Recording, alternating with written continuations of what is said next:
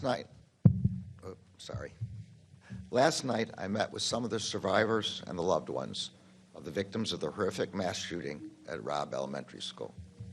I came here to tell them that the United States Department of Justice has finished its critical incident review. In undertaking this review at the request of the then mayor, the Justice Department committed to using our expertise and independence to assess the law enforcement response to the shooting and to provide guidance moving forward. As I told families and survivors last night, the department's review concluded that a series of major failures in leadership, in tactics, in communications, in training, and in preparedness were made by law enforcement leaders and others responding to the mass shooting at Robb Elementary. As a result, 33 students and 3 of their teachers, many of whom have been shot, were trapped in a room with an active shooter for over an hour as law enforcement officials remained outside. I also told the families and survivors how deeply sorry I am for the losses they suffered that day and for the losses they have suffered every day since. I told them that the priority for the Justice Department in preparing this report has been to honor the memories of those who were taken from them. And I told the families gathered last night what I hope is clear among the hundreds of pages and thousands of details in this report. Their loved ones deserve better. The law enforcement response at Robb Elementary School on May 24, 2022, and in the hours and days after, was a failure that should not have happened. We hope to... The Uvalde mass shooting report. Welcome to True Thursday here on the Rob Maness Show on Patriot.tv Live and the X Spaces simulcast. Welcome to that audience, too. We look forward to your engagement. Well, the truth is hard to find these days. Reporting on gun violence in this country is some of the worst than on any other subject, folks. The media focuses on emotion and questionable statistics. The government focuses on its own priorities, and that can obfuscate the truth. The numbers being reported are often manipulated to fit a left-wing narrative of anti-Second Amendment ideology. The American people, and especially survivors of the victims of mass shootings, deserve the truth, unmolested by political and ideological talking points. Finding the truth is the only way effective approaches to ending these crimes can be developed. And up to this point, only falsehoods that lead to ineffective policy proposals seem to get any attention by the media and hence by the American public, or at least large portions of us. Without the fact-based truth, sound and effective policies will never be developed or implemented. Well, my guest today is Dr. John Lott Jr., an economist and a world-recognized expert on guns and crime. During the Trump administration, he served as the senior advisor for research and statistics in the Office of Justice Programs and then the Office of Legal Policy in the U.S. Department of Justice. Mr. Lott has held research or teaching positions at various academic institutions, and his recent article, The Truth About Mass Shootings, shines a bright light on this subject. Dr. Lott, welcome to the Rob Maness Show, sir. Oh, thanks very much for having me on. I appreciate it. Hey, in that clip that we used for opening was Attorney General Garland talking about the government's Uvalde report that came out. And the things that I noticed was just in watching a little bit of it and skimming through the report, lots of reliance on emotion. They seem to want to push their own perspective instead of and kind of skim over the shooter's actions and more importantly, the solutions or proposals of what may be able to solve that particular criminal's problem before he becomes a mass shooter, and focused on the police response, which was really atrocious. I mean, their report is right, but what gets me is all of these near truths, falsehoods, relying on emotion, relying on statistics that are being manipulated. And I wanted to get your help today walking us through this, and we'll use a couple more clips to hit on those ideas too throughout the show. But first question, though, John, is Why does America need a crime prevention research center, which you founded and you're the head of it? Right. Well, I mean, as you were saying, there's a lot of misinformation, both by the government produces a lot of misinformation in the media. And so we're basically a group of academics, people who've done a lot of research on crime type issues over the years. We know where the data is, and we try to put together accurate data on these issues. It's the only way people can be well informed about it. But, you know, the federal government, the Department of Justice's Uvalde report, really doesn't have anything new as far as the policing actions that wasn't already in the state of Texas report that was released about 7-8 months ago. You know, they have 500 and some pages. They make a lot of comments about assault weapons and things like that in there. But, you know, it's basically a launching pad for President Biden to put out his proposed solutions to these things. And you know, I want to do something, but I want to do something that works. So, for example, his first solution is background checks on the private transfers of guns. Well, would it have stopped the Uvalde attack? No. Would it have stopped any mass public shooting this century? No. But yet, that's something that Obama and now Biden keep on pushing all the time as the solution to this. You'd think somebody in the media would ask them, okay, is there one of these attacks that it would have solved? And unfortunately, the answer is no. So, you know, beyond that, you know, the second thing that they bring up are these red flag laws, that people who are dangerous to themselves or others, you need to be able to go and take away their guns. You know, the problem with that is, you know, kind of gets to your other question, and that is there's just a huge amount of misinformation about what these laws do and what laws we already have on the books. Every state for 50 years or more has had what's called civil commitment type laws, where if you believe somebody's a danger to themselves or others, you call up the police. Police will come by. If the police believe that there's, quote, a reasonable chance, which is like about 20% probability that the person is in fact a danger to themselves or others, they will take them in for a mental health care evaluation, where mental health care experts will look at the person. And if the mental health care experts concur that there's a, quote, reasonable chance that the person is in fact a danger to themselves or others, there can be an immediate court hearing where if you can't afford a lawyer, one will be provided for you. Evidence will be presented. Expert mental health care experts, others will testify. They can be cross-examined. And then if the judge thinks, it depends on the state, but if the judge thinks that the preponderance of the evidence is that the person is in fact a danger to themselves or others, the judge has a wide range of options. The judge can go and say, look, I'm concerned. If you go and see a mental health care professional, we'll have another hearing in a week or two and reevaluate the situation. The judge can take away the person's driver's license if he thinks they're going to drive a car through a crowd of people, or he can take away their guns. Or in the most extreme case, he can involuntarily commit the person. The red flag laws, all that happens there is it takes away a lot of the protections. The only thing that the judge sees is a written complaint. He doesn't talk to anybody, doesn't talk to the person the complaint is made about, doesn't talk to the people who made the complaint. And based solely on reading the written complaint, he makes a decision whether or not to take away a person's guns.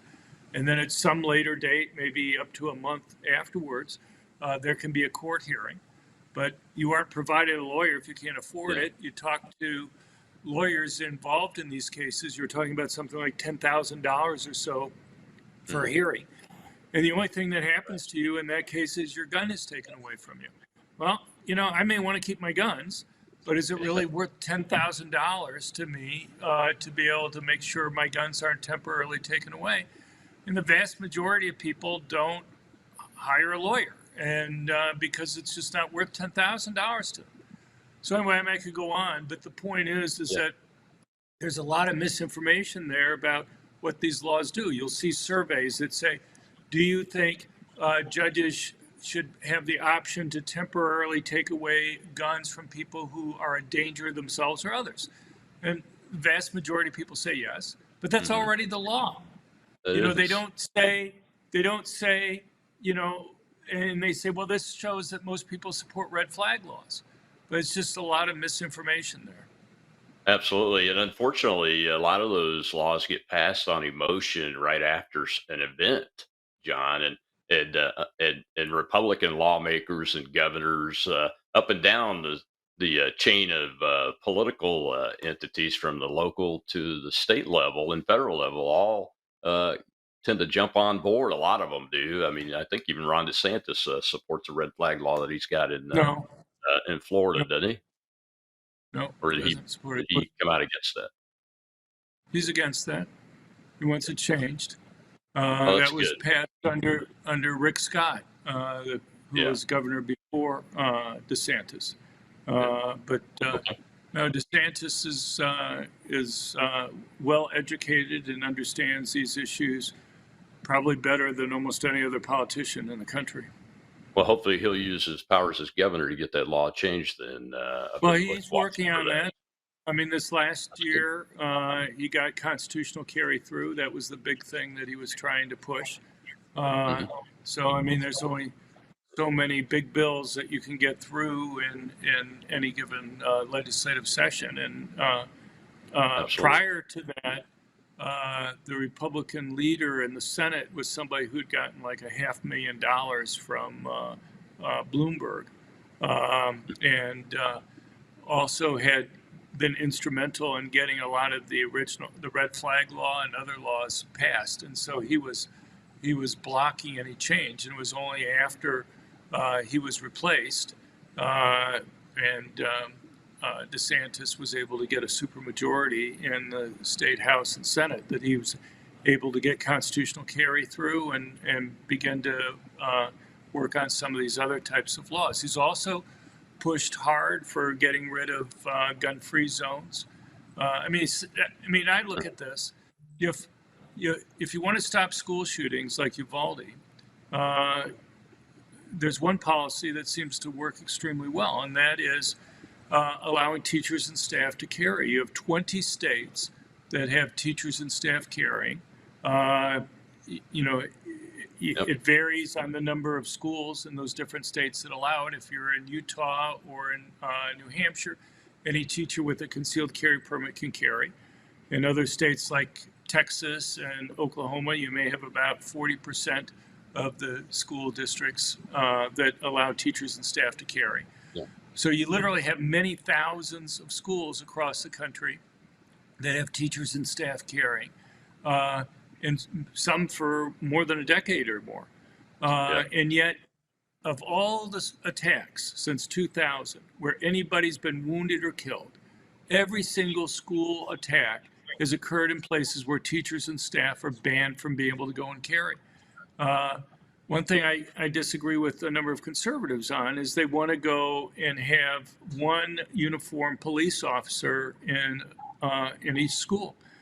And you know, my response is, do you think air marshals should be in uniform? Do you think that would be a smart thing to have air marshals in Yeah. uniform? And the answer Good is no, question. because if you put the air marshal in uniform, then if you do happen to have a terrorist on the plane, they know the one person on the plane that's going to be able to go and stop them. So he would be the first person they would take out first.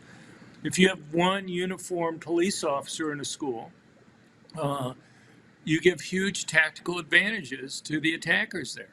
They can either Yeah. wait for the officer to leave the area before they attack, or they can move on. You know, if it's a big school with lots of different buildings, they can move on to another target themselves. Or if they're going to attack a particular place, they know they'll attack the officer first. It's kind of like having the guy with a neon sign above them that says, "Shoot me first," because they know if they kill that officer, they're going to have free reign to go after other people that are there. And, Yeah. you know, the advantage of having a teacher carrying concealed is you even make the officer, if you're going to have an officer there, safer, because if the attacker goes after the officer, he has to realize that there's somebody behind him or to the side, somebody who he's not going to be able to go and identify beforehand, who he has to worry about, may be able to go and take him out at that point. Yeah, absolutely. Well, we've got to take a break, John, and when we come back, we'll talk about. I want to get your thoughts because I know you guys have done some research on why these school shootings and other public mass shootings get so much attention when the Chicago shootings that create much larger numbers get very little national media. And we'll go to our X Spaces audience too right after this break. I'm Rob Maness, Patriot.tv. It's Truth Thursday with Dr. John Lott.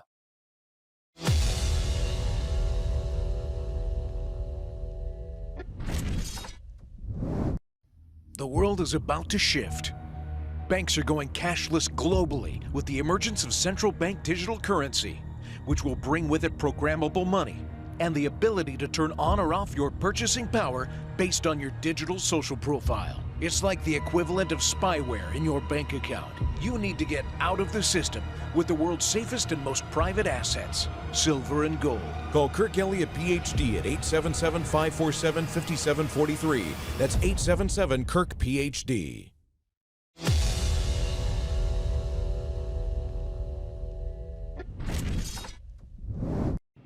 We met with the local funeral director and countless morticians who hadn't slept since the massacre the day before, because they've been working 24/7 trying to handle so many bodies at once, so many little innocent bodies who had their entire lives still yet to live.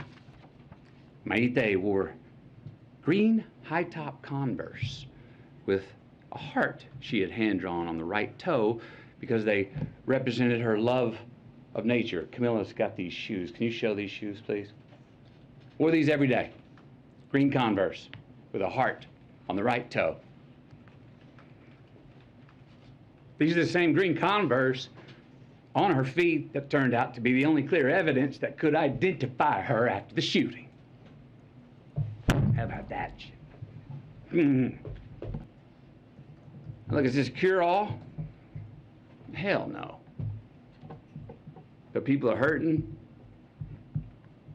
Families are, parents are. And look, as divided as our country is, this gun responsibility issue is one that we agree on more than we don't. It really is. Look, this should be a nonpartisan issue. This should not be a partisan issue. There is not a Democratic or Republican value in one single act of these shooters. It's not.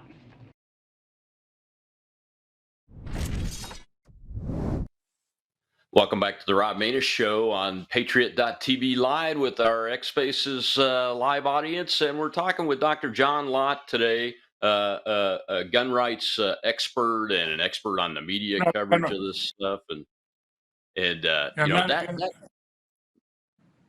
go ahead, John. I'm a researcher. I'm not a gun rights expert or anything.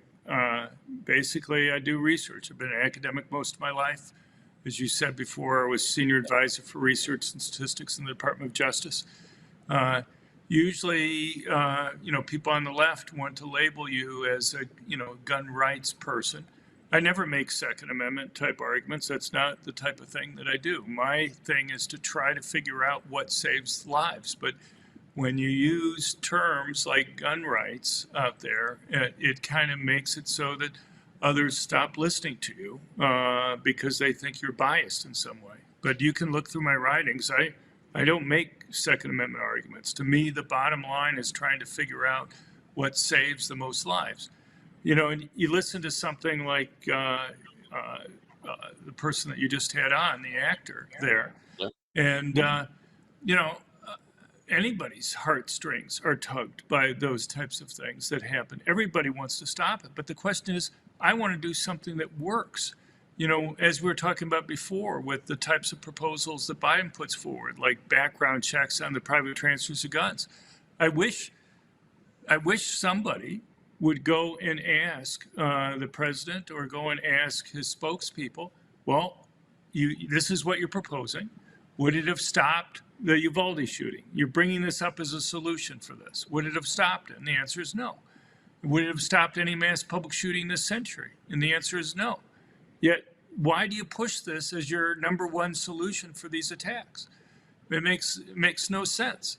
I think it's pretty clear that the reason why they push it has nothing to do with stopping these attacks per se. It has to do with other things. They want to create this national gun registry that they have.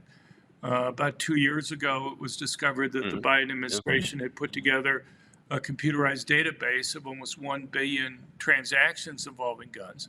But the transactions that they have don't get everything, don't get, you giving your son or your nephew a gun or something like that. And so they want to be able to have a complete database on everybody there. And so that's the reason why they're pushing to end all private transfers of guns that don't go through a licensed firearms dealer. The really devastating thing about that clip by McConaughey, he's standing in the White House press room, so he's got the platform, and it's pure emotion. So those But methodologies don't come up with solutions that work. Like you said, I've talked till I'm blue in the face about eliminating gun-free zones in schools and allowing any concealed carry permit holder under the laws of that location to be able to carry in a school. I was a parent with a kid in a public school. I wanted to be able to carry, but I couldn't do it. But that's a solution that will work. Some of these folks don't even want to beef up security and put security doors on the at the end of the hallways that open to the outside of the school because they say it's a fire hazard, and like you said, talked about before, they want to put a uniformed police officer in there. I'm not opposed to that, but that can't be the solution because it won't work, like you said. if you're going to have a police officer, how do we address? My question is, John, how do we address this momentum that gets built on mass shootings at schools, so to speak, but the larger number of kids being killed, especially, is in places like Chicago or New Orleans and gang violence? Sure. Look, emotions carry the day a lot on these types of things. It's the reason why they do it. The point that has to be made is that the emotion is just as strong on both sides. But, I think the media's had a huge role in terms of the debate here. I'll just give you one example, and that is anybody who reads the diaries and manifestos from these mass murders knows, and I forced myself to read these things, and we have detailed information on our website at crimeresearch.org about this, is that time after time, these mass murderers will explain why they picked the targets that they did. You take something like the Covenant school shooter last year in Nashville. The Biden administration has held on to the diaries, so only a few pages have leaked out. But the Nashville police chief, the day of the attack, said he had read it and said that the murderer there actually had another target that they had originally decided to go after, the Greenfield Mall there, but had decided not to do that because there were armed people there and they were worried that they would stop them. So they went after the school because they thought it would be an easier target. You see the same thing with the Buffalo mass murder the year before. He has a long discussion about why he picked the target. Again, he wanted to go to a place where he didn't believe anybody would be able to be armed to stop him. But the media just refuses to go and cover those discussions there. You will not find any national news coverage of the Nashville police chief mentioning why the murderer there didn't go after what had been their original target. These guys may be crazy in some sense, but they're not stupid. Their goal, anybody who reads the diaries and manifestos knows that their goal overwhelmingly is to commit suicide, but to do so in a way that will get the media attention. Time after time, you'll see them say things, if I can only kill more people than such and such did, I can get even more media attention. Or they'll say things like, at least my name will be in the history books. And so they know the more people they kill, the more media attention that they're going to be able to go and get. And so they go to a place where they know their victims can't defend themselves, and they explicitly talk about it. I want somebody to provide for me a benign explanation for why the media just time after time refuses to cover those parts of their manifestos. The media covers their manifestos, often in a very biased way in other aspects of it. Yeah, Uh, but very but biased. why isn't it newsworthy for them to once in a while, even once in a while, go and say this person picked this target because they wanted to go to a place where they knew the victims weren't going to be able to go and defend themselves? Why isn't that newsworthy? I want somebody to explain that to me, because they just refuse. My guess is the entire gun control debate that we have right now would be dramatically different if the media would once in a while mention that these attacks are occurring time after time in places where guns are banned. It would be dramatically different if once in a while the media would go and say, not only do they occur and guns are banned, but these guys are saying they explicitly picked a target where they knew their victims weren't going to have guns. You know, you take something like the Nashville Covenant school shooting in Tennessee. If you violate these school gun-free zones, it's up to 6 years in prison. For you and I, you mentioned wanting to carry a gun when your child went to school. If you violated that and you face 6 years in prison, your life would be completely changed. That would be a massive penalty for you. It would make a huge difference in your life. But let's say you're the murderer, the murderer, and let's say the murderer had lived and was going to face 6 life sentences or 6 death penalties plus some other charges that were there. Do you really think an additional 6 years is going to matter? Do you think, okay, you know, the murderer can live with 6 life sentences, but you take 6 years away from the 7th life for that murderer, then that'll just be too much. You know, Yeah, it's you crazy, start taking John. away time from the 7th lifetime.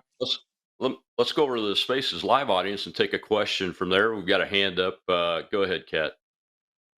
Go ahead, Doc. Good afternoon, gentlemen. Thank you for the question. Sir, as a researcher and an academic, I know data points are probably something that's pretty important to you.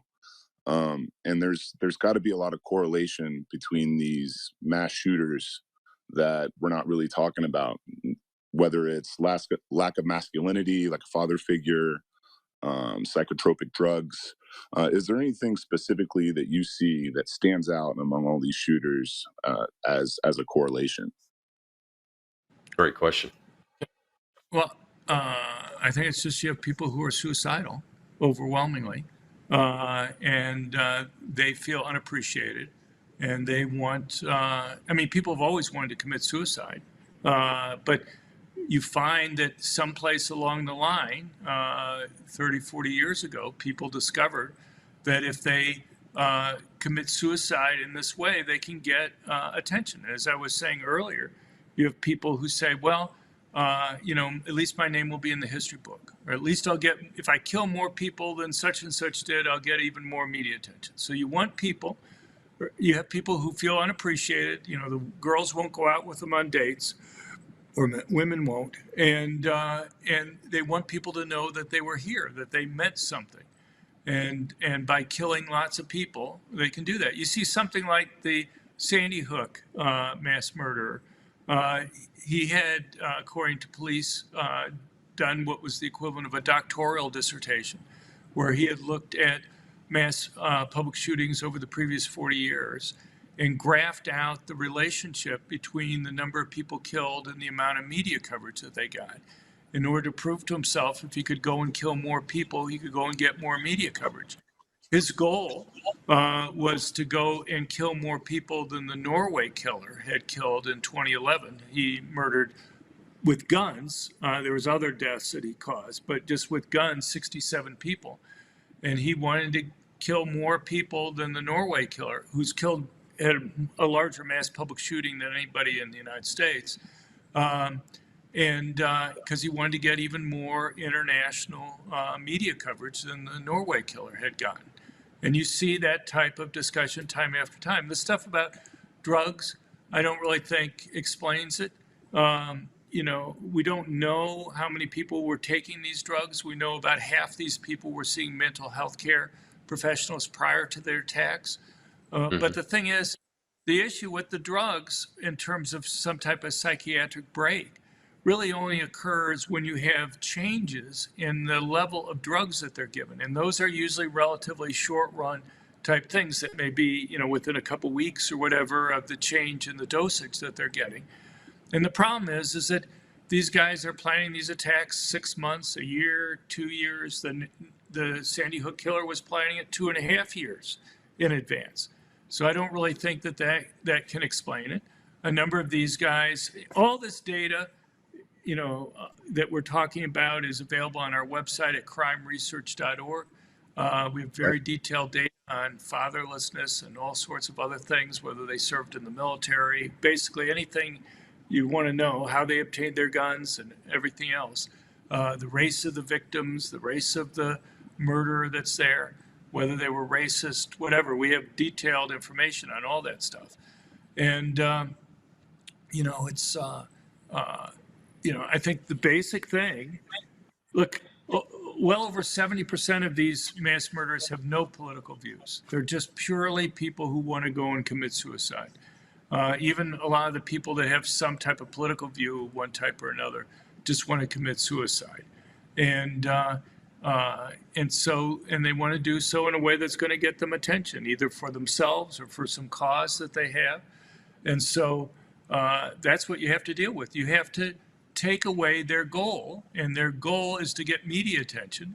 So you don't need to get rid of the First Amendment. You don't need to rewrite the First Amendment. What you can do is you need to make it so that they believe they're not going to kill that many people. So rather than having a sign in front of a school or some other place that says this place is a gun-free zone, consider having signs, even if you don't even have armed people there, consider having signs that say, warning, select teachers and staff at this school are armed and will use their concealed, so they can't identify who it is that they have to worry about, and will use their guns to protect the students and others.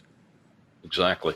Yeah, that's great. That's a great idea. I know schools that have done that, even without armed people, John. Well, we're talking with Dr. John Lott, the president of the Crime Prevention Research Center, about gun violence. When we come back, we'll take a dive into the numbers and John's research that shows how the numbers get manipulated by the media and the politicians to drive toward policies that just don't work and to avoid policies that will.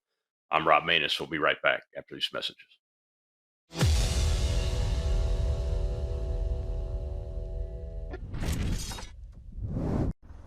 When I grow up, I want to work for a woke company, like super woke. When I grow up, I want to be hired based on what I look like rather than my skills. I want to be judged by my political beliefs. I want to get promoted based on my chromosomes. When I grow up, I want to be offended by my coworkers and walk around the office on eggshells and have my words policed by HR. Words like grandfather, peanut gallery, long time no see, no can do. When I grow up, I want to be obsessed with emotional safety and do workplace sensitivity training all day long. When I grow up, I want to climb the corporate ladder. Just by following the crowd. I want to be a conformist. I want to weaponize my pronouns.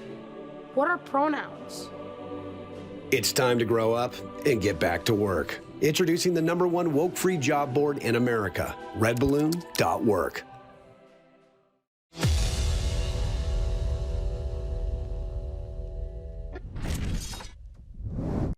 Well, this deadly rampage is the 27th school shooting to happen so far this year. It is part of a troubling rise in active shooting incidents in the United States. NBC News national security correspondent Ken Delanian joins us now. Good morning to you, Ken. The FBI data shows active shooter incidents have surged to new highs in these recent years. How does this latest school shooting compare with what we have been seeing?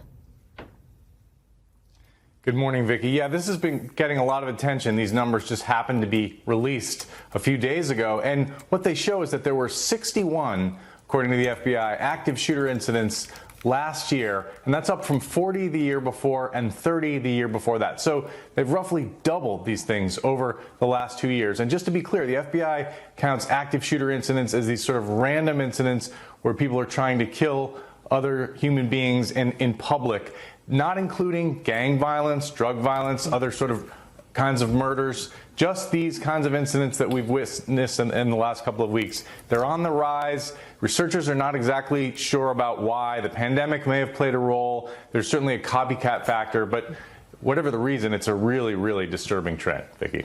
Truly, Ken. Well, this shooting also is shining a light on the worrying rise in child deaths caused directly by guns. So talk to us about what the data shows in terms of gun violence as a cause of death for kids.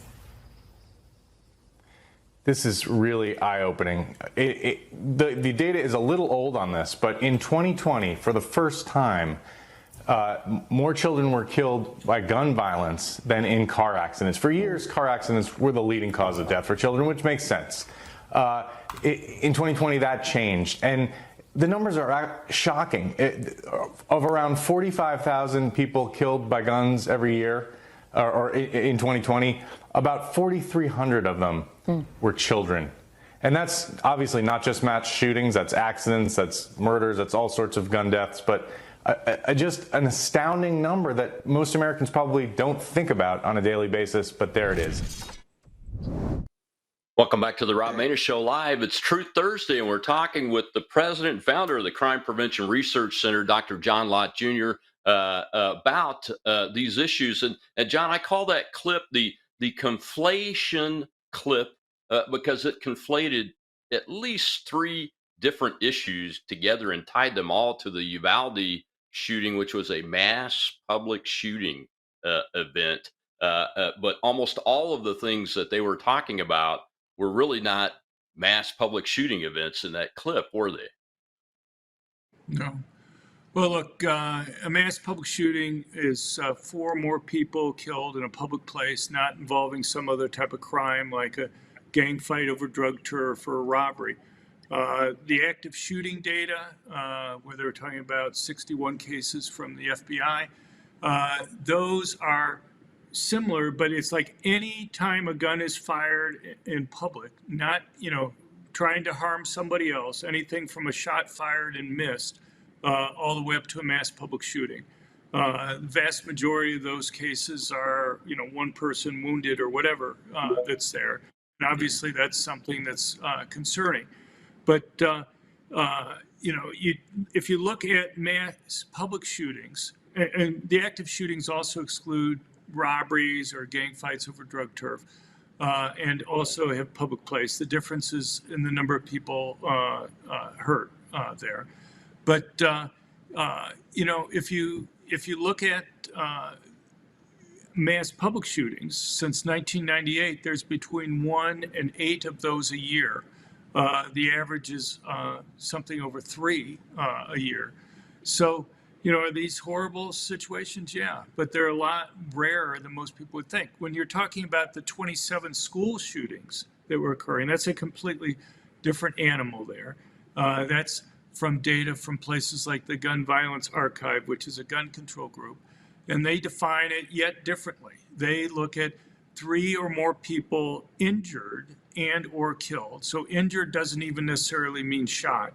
So you may have a gun fired, and they include cases that are in public or not in public. They include the vast majority of their cases are like gang fights over drug turf, like maybe 80% of their cases are that. Most of the rest are things like robberies that occur. So you may have a gang fight at 2 a.m. In a school parking lot, and that's classified as a school shooting.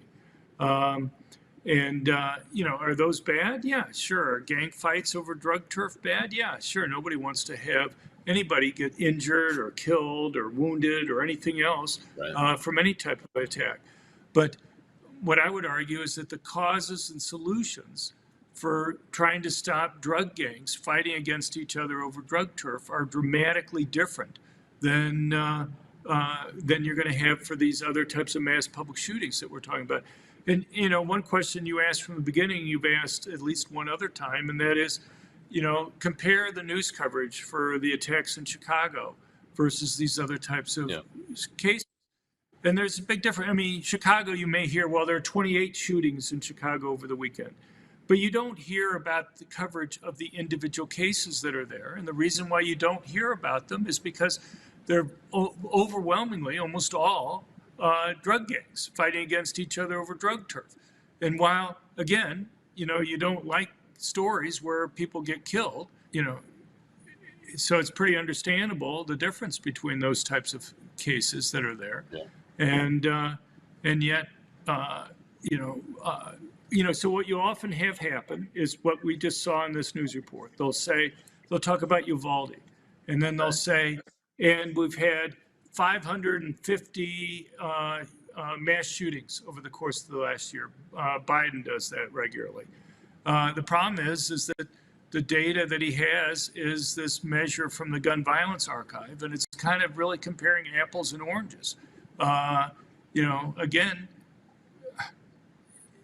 you have 3 people injured in a gang fight, and that's very different than having 21 people murdered in Uvalde, or you had 18 people killed recently in Lewiston, Maine, at the bar there. So yeah, absolutely. Well, we've got some hands up in the live audience. Let's take a question from over there, Dr. Lott, before we go to the break. Go ahead, Kat, Shell. Okay, I'm going to go ahead and take privileges since I'm hosting it. I'm colossally tired of Democrats like Hakeem Jeffries, who constantly gaslights the American people over stats on gun violence with kids. I've dug into his numbers many times, and I swear I'm going to get to a question, but he includes the stats for accidental suicide, 18 and 19-year-olds, but he lumps them into children, the children's statistic, to try to make it an inflated number 100%. And I know it's in an effort to pass more gun legislation, as we all probably know here. What I'm asking is why don't more organizations call out these politicians when they're giving these conflated and exaggerated numbers? Because his numbers are outrageously higher than the true number of true deaths for 17 and under is what I consider a child. And he's, like I said, he's including a lot of numbers. So why aren't more organizations like yourselves calling these guys out? Or maybe I'm missing it and you are. I'm just asking, because it's ridiculous. Right, well, we've written many things on this. There are many other problems that I think are even much more significant than what you're talking about. I'll give you an example that we've written about many times. Most people think homicides and murders are the same, and they're not. The numbers that they're using to go and show that there are more deaths involving guns for those under age 20 than from car accidents. And it's not all car accidents. They're only including certain traffic car accidents. But, the difference between homicides and murders is homicides are murders plus justifiable homicides. And it's not really obvious to me why you want to conflate or say that, a gang member trying to rob somebody and murders them is the same as a woman who shoots a serial rapist who breaks into her home at 2 a.m. in the morning, or a police officer that has to shoot somebody who's threatening to kill somebody. Those are very different cases, and I wouldn't lump those two together. If you look at murders rather than homicides, that changes the calculation there. But there's even more important information and more important issues that are there. So, for example, they add homicides, suicides, and accidental gun deaths together. The assumption is if you just get rid of the guns, gun suicides will disappear and suicides will fall. And that's simply not the case. Every place in the world that's banned either all guns or all handguns, that we have data, suicide data, both before and after the ban goes into effect, you'll see a drop in firearms suicides, but total suicides remain unchanged. And it seems to me what you care about is what happens to the total number of suicides, not what happens to the total number of firearm suicides. If people simply switch to some other way to go and commit suicide, it really doesn't help you very much.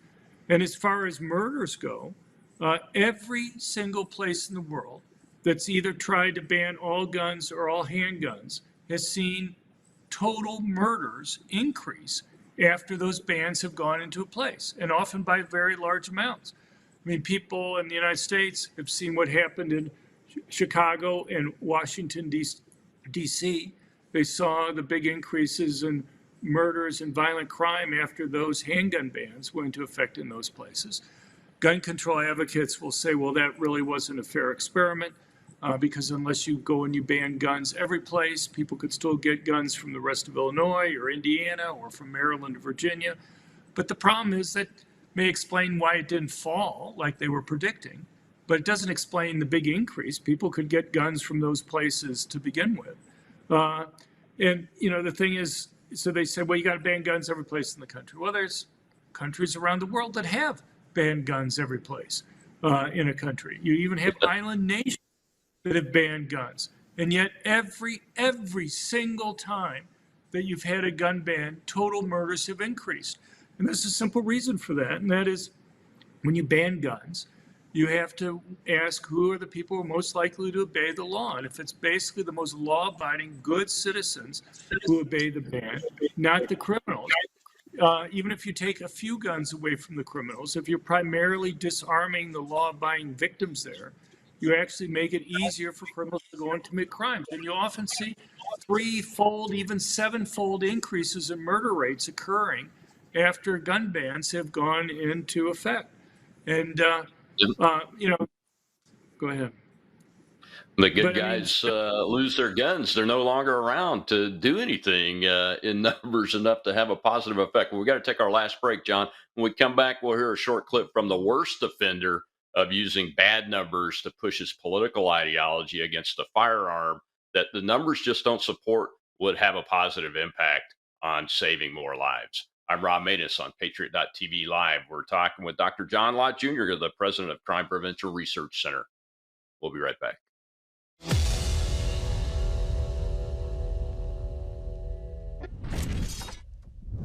What if this happened to you when you're alone? Or what if it happened here? With MedGuard Alert, you're never alone. You can connect with medical professionals anywhere, anytime. And now MedGuard is introducing our exclusive new Care Watch. If you need help quickly, use it from anywhere to contact medical professionals. No cell phone required. The Care Watch is not only a life-saving medical alert device, it's a revolutionary health monitoring system that checks your blood pressure, heart rate, oxygen saturation, and much more. And here's the best part. If you have Medicaid, you may qualify to get your Care Watch for free. The Care Watch is only available through MedGuard Alert. Call us right now. We have monitoring programs starting as low as $1 a day. The call is free, activation is free, shipping is free, and no contract is required. Remember, with Medicaid, you may qualify to get your Care Watch for free. Don't wait. Call us to get your Care Watch right now. Operators are standing by.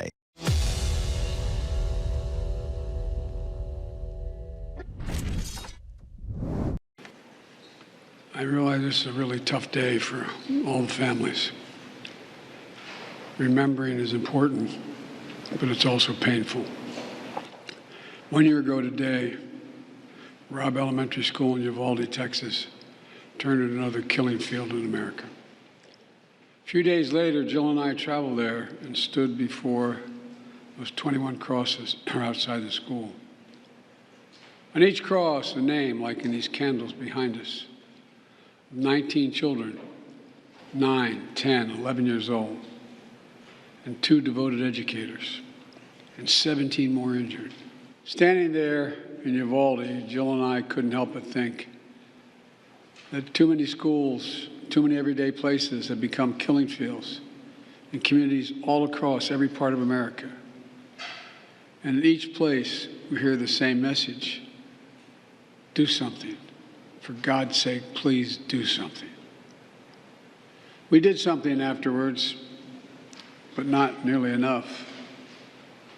We still need to ban, in my view, AR-15 firearms, assault weapons, once again. You know, they've been used time and again in mass killings of innocent children and people. We need to ban high-capacity magazines, the ability to shoot 20, 30, 40, 50, 60 bullets without reloading. Because today, guns remain the number one killer of children in America, guns. And over the last year since Uvalde, our country has experienced a staggering 650 mass shootings. How many?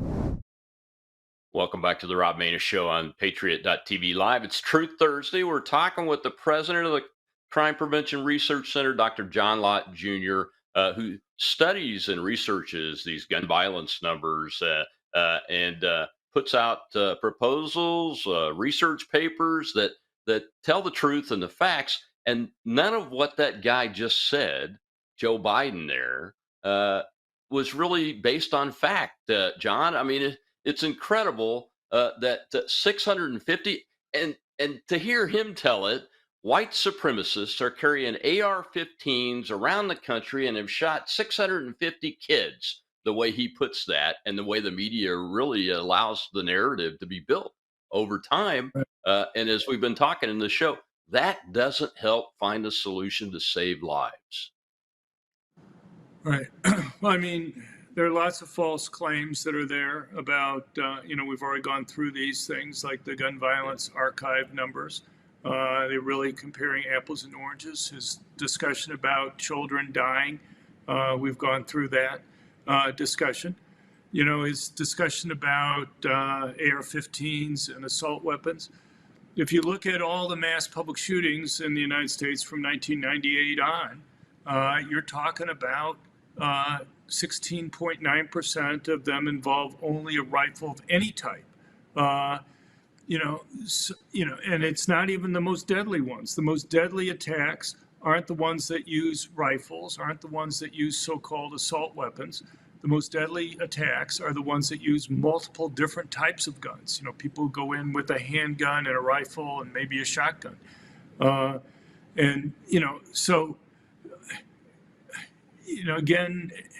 I don't know what to do about this stuff. I mean, we constantly put out this stuff. People can find all the information we've been talking about on our website at crimeresearch.org. I wish there was some way to kind of break through and kind of deal with the media on this stuff, but we haven't. It's the media, works hand in glove with groups like the Gun Violence Archive. You go and do a Google News search on Gun Violence Archive, and top media all the time are using them as a source. But just give you a little bit of background on the Gun Violence Archive. About a year and a half ago, through a Freedom of Information Act request, it became public that the Gun Violence Archive had been lobbying the Centers for Disease Control to remove data on the rate of defensive gun uses from their website. And the Gun Violence Archive gave as an explanation for why that needed to be removed. They argued that the Centers for Disease Control having that data up there made it more difficult for the Gun Violence Archive and other gun control groups to go and get past the different types of gun control laws that they want to get past.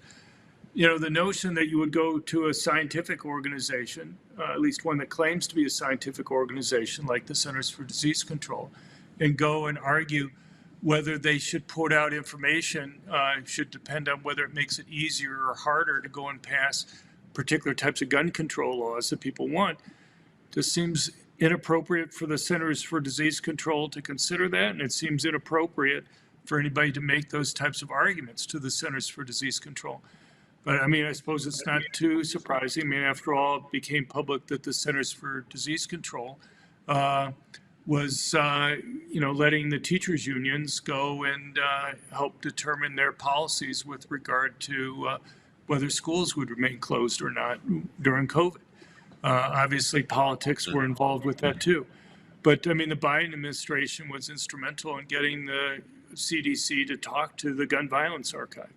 So, the Gun Violence Archive wants to go and argue that the only way to really measure the number of defensive gun uses in the country is by looking at news stories. They think that, the 2,500 news stories that you'll see across the country in any given year represents all the defensive gun uses. I mean, it's just a joke.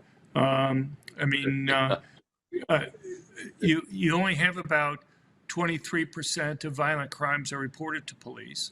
What percent of even that 23% do you think get reported by the media? It's just a tiny, tiny fraction. I mean, even if they wanted to devote whole newspapers to just crime stories, there's no way they could cover any more than a fraction of that 23%. But I'll give you another example, and that is something that we've gone through in detail in past reports. If you look at the defensive gun use stories in the media, we did a deep dive in 2001. Over half of their stories involve instances where the defensive gun use resulted in the death of the attacker. 42% of the defensive gun use stories involve instances when the attacker was wounded. And only 4% of the defensive gun use stories involve instances where the attacker was held at gunpoint until the police were able to arrive. Were simple brandishing, I'm sorry, and half of those were the criminal was held at gunpoint.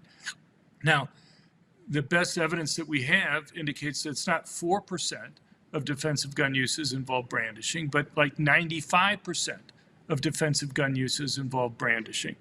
And, it's just, so you can just see right there the huge percent that's missing. And I can understand why the media doesn't cover brandishing. I mean, you have two stories that come across an editor's desk. In one case, there's a dead body on the ground.